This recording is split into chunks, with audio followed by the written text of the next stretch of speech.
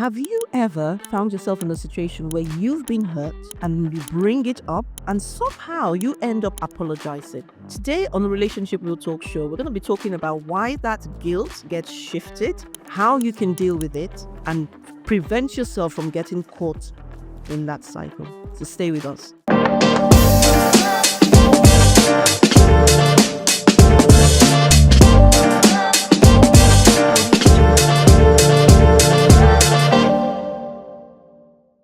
Welcome. This is Relationship Real Talk with Julius And Mary, your hosts. On this show, we talk all things relationship, always keeping it real. That does happen, doesn't it? When somebody wrongs you and you brought it up, and then all of a sudden you're made to feel like it was your fault.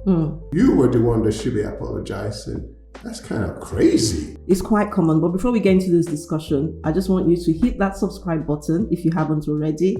We're aiming for 3,000 now, so help us get there. Hit the subscribe button, and you really want to share this video because I know this is going to resonate with so many of you because it's so common. Wow. It's so common where people do something and then maybe the other person brings it up, and all of a sudden the conversation even shifts from what the other person did and now we're talking about, oh, it's because of how you raised it, or it's because of the time you raised it, and all of a sudden you find yourself, you're now being attacked.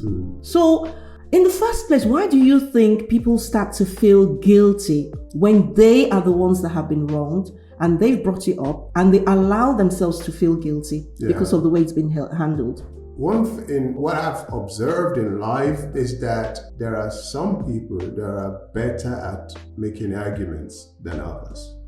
That's a fact, you know. So even though you were wronged, but the other person is just better at making arguments and presenting their views, you may end up walking away from there, even convincing yourself, maybe it was my fault. Maybe it wasn't so bad after all. Yeah. Maybe what they did Maybe I'm overblowing it. Maybe I'm overreacting. And the thing is, I think some people just find it difficult accepting wrong. Some people find it difficult accepting wrong. And I can say that hand on heart. I used to be like that because, and I think it's your personality as well. So I'm a DC on the DISC spectrum. And the C in me is very conscientious. You do things properly. You always want to do things to the best of your ability. So when somebody comes to you and says you've fallen short, in a sense, you've missed the mark, the first thing you want to do is get defensive. No, I didn't. Yeah. No, I didn't. But we have to understand nobody's perfect. And so when somebody points something that you've done wrong, the first thing to do is just to listen to the person. Yeah. So that's one reason. And like you say, because maybe they're great at putting their point across and they don't want to accept blame, then they convince you. Yeah, you know, I remember once I went into the GP and this lady was going to take blood from me, so she was having small talks just to calm me down, and it got to, we talk about our relationships. So I said, oh, my wife's a lawyer. And she went, you married a lawyer? You married a lawyer? And I'm like, yeah. I said, oh boy, almost like feeling sorry for me. So, even though that was a joke, if you're married to somebody who's just better at making arguments, you're going to be in trouble. Every time you bring it up that they did something wrong to you. But what do you do when the other person is just better at making their case? Apart from being better at making their case, some people, on the other hand, just don't like conflict. Yes. They are peacemakers. So they would rather just say, okay, don't worry about it, right? So every time that happens, but the truth of the matter is, if you don't recognize the pattern, it can actually destroy your relationship. That's the truth. Because it's only a matter of time. You will wake up and smell the coffee and realize this person is actually being manipulative. It's emotional blackmail. And by then you may have been so hurt so many times and so damaged that you just think, I'm out, I'm done. So yes, it's good to be a peacemaker, but it's better to actually resolve things and have real peace than camouflage peace, if that makes sense. So if that is your nature, you really want to find a way to address things without you blowing it out of proportion, because that's the other thing that can happen. Some people can just blow it out of proportion. And I found this actually, even in my line of work. People who are uncomfortable raising issues, raising challenging things, when they now want to raise it, they just kind of blow it out of proportion. Right. And so because they know that is the way they will deal with it, and they don't like the conflict it causes, the uncomfortableness in the relationship, the silent treatment they may get as a result of it, they just decide, you know what, it's just not worth it. Let me just leave it. Yeah. But I would say rather put energy into thinking about how you're going to raise it and how you're going to deal with it. Yeah. So don't let it build up. You know, like different personalities you were mentioning, DC and stuff like that. In the different personalities, some people they're good at tolerating things, you know, and they tolerate and then boom, they blow over. And then you begin to ask yourself, if you're at the receiving end, where is all this coming from? Well, it was always there, but I was sweeping it under the carpet. So maybe the first thing you want to learn to do, well, I don't want you to be trivial, you know, I'm not going to say, you know, easily offendable, you know, that kind of a thing. However, if something is bugging you about somebody that matters to you, bring it up. I love that phrase, that matters to you, because for people who want to avoid it, if you think about it, the reason you want to avoid it is because you care about the relationship. Right? And you don't want to bring up something that will make that relationship uncomfortable. If you really think about it, that's the reason you're trying to avoid it. That's the reason when they now start making you feel guilty, you just go, okay, I'm sorry. I remember you.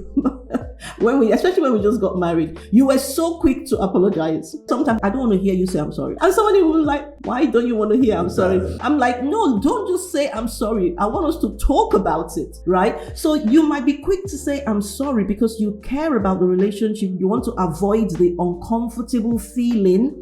Because it matters is the reason you really need to deal with it. I always say to people, if someone is willing to have what I call sweaty palm conversation with you, it's because they care about you. Yeah. It's not easy to have uncomfortable conversations. Yeah, and that is a valuable tip for anyone in a relationship. So, you know, like you said, it could be in your natural sense that anytime somebody brings up something, you just immediately go on and being defensive. But say to yourself, why is this person bringing this matter up? It's because they value the relationship. Of course, there are petty people who will just take offense at everything, but hopefully that's not the case in this instance.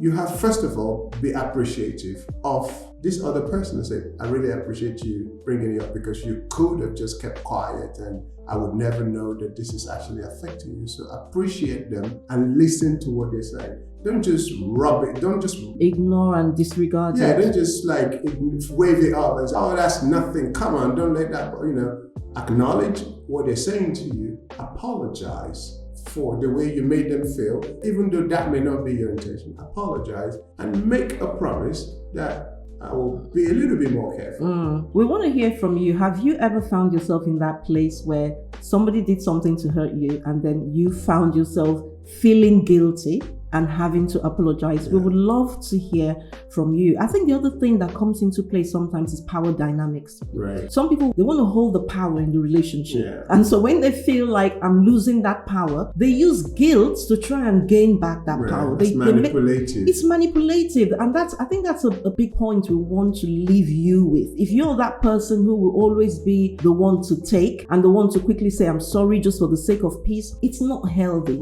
So rather than always wanting to repair and just make everything, placate everything, sometimes confronting is actually healthier than trying to just hide it. It's not healthy. That person is manipulating you. It's emotional blackmail. So you want to deal with it. And the other thing as well is somebody might have done something wrong and then they expect you to just continue acting to them like nothing happened. They don't deserve for you to go out of your way to make them feel comfortable. Let me give an extreme example. Somebody cheated on you and they expect you to be understanding. They don't deserve your understanding. I'm sorry. They could even say that I cheated because of you. Then now that is a perfect example. They now flip it back at you. It's because you don't do this. You don't cook the meals I like. You don't do this. You don't do that. And so they expect you to be understanding. They don't deserve your understanding. You are at a party and they're feeling uncomfortable. They deserve to feel uncomfortable because they did something wrong. That's the point. Don't take it on yourself. It's unhealthy. healthy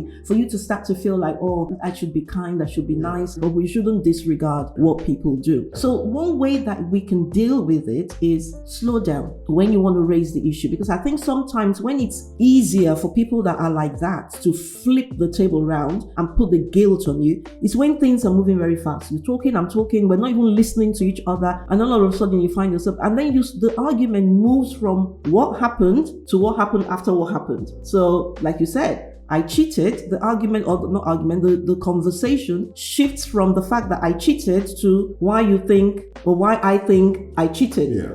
Do you understand what I'm saying? All right. So let me make that clear. So like the example you just gave, I cheated, and all of a sudden the conversation is moved from the fact that I cheated to the reason why I cheated and how that reason is your fault. Mm-hmm. It's because you don't wear makeup. It's because you became overweight, and that conversation shift. No, fine. Okay. I understand what you're saying, but let's go back to the real issue here. The real issue is you cheated. But you're not going to be able to do that if you don't learn to slow down in the moment, if you allow the other person to just drive the conversation and you're reacting to what they're saying. Yeah. Just say to them, okay, I hear what you're saying. Let's put that aside for the moment. Let's deal with the main issue here, which is the fact that you cheated. Yeah.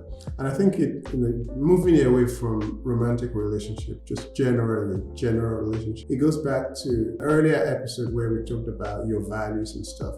So it's important to know your values and how much you're worth.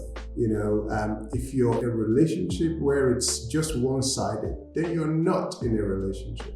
Because the principle of relationship is that you both benefit